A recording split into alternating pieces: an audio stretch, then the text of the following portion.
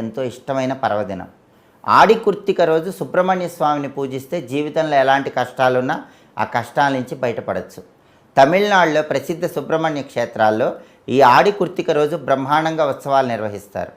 చెంగల్వ పూలు అలంకరించిన కావడిని మోసుకుంటూ వెళ్ళి భక్తులు స్వామివారికి కావడి మొక్కు సమర్పిస్తారు. అందుకే ఆడి కృత్తిక రోజు ఒక్క చెంగల్వ పువ్వైనా సుబ్రహ్మణ్యేశ్వర స్వామి ఫోటోకి ఇంట్లో సమర్పించాలి.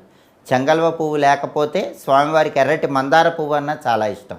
ఎర్రటి మందార పువ్వు సుబ్రహ్మణ్య స్వామికి సమర్పించిన స్వామి అనుగ్రహం సులభంగా కలుగుతుంది. అలాగే ఆడి కృత్తిక సుబ్రహ్మణ్యుడికి చాలా ఇష్టమైన రోజు కాబట్టి ఆ రోజు దేవాలయంలో స్వామికి ప్రత్యేకమైన అభిషేకాలు చేయించుకుంటే స్వామి అనుగ్రహం తొందరగా కలుగుతుంది.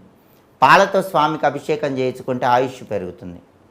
టెంపుల్లో పెరుగుతో స్వామివారికి అభిషేకం చేయించుకుంటే చక్కగా సంతానం కలుగుతుంది. సంతానం లేని వాళ్ళకి తొందరగా సంతానం కలుగుతుంది.